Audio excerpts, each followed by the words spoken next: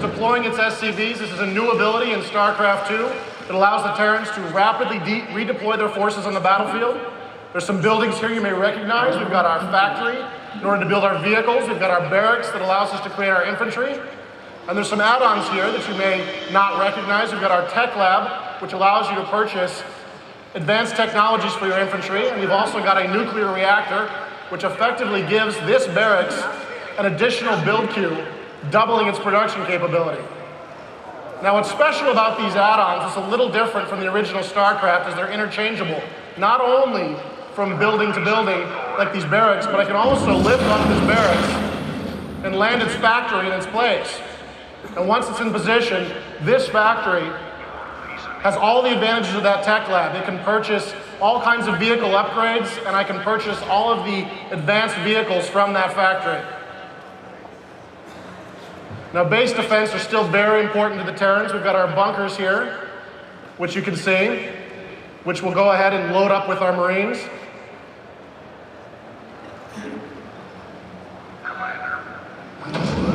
In addition to our bunkers, the Terrans also have a new base defense. They have a sensor tower, which they can upgrade into a radar tower. And this radar tower allows the Terrans to detect enemy forces moving in the fog of war. This allows the Terrans to have advanced knowledge of enemy movements, to detect enemy ambushes, and to redeploy to meet new enemy threats.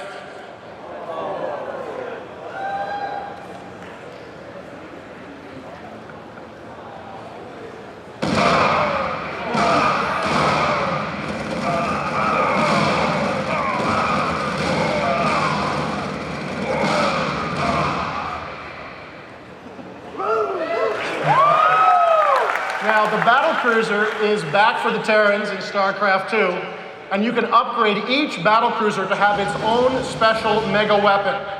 The Yamato cannon remains a popular choice. It allows the battlecruiser to do significant damage to single enemy targets.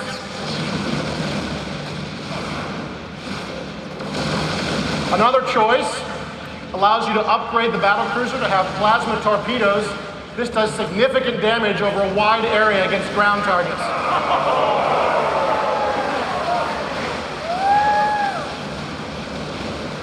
It's a lot of battle cruisers approaching our base there. We're going to need to bring in our Vikings. This is a new tactical fighter.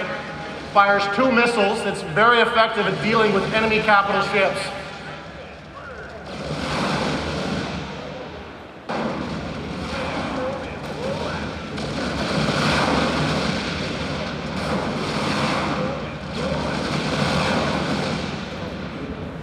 The Viking also has a special assault mode.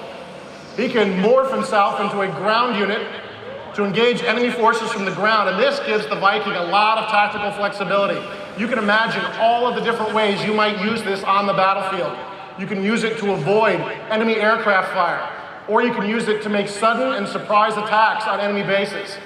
So we're going to take our Vikings, we're going to fly north here and look for the enemy base, and once we've found it, we're going to morph into our ground form and continue the battle on the ground.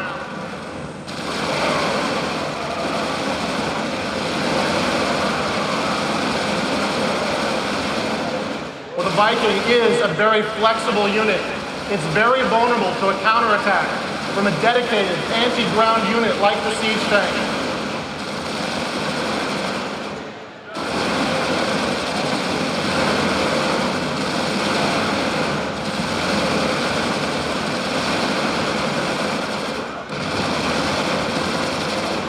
These Vikings just can't stand up to that kind of firepower, and we're going to have to lift off in order to escape.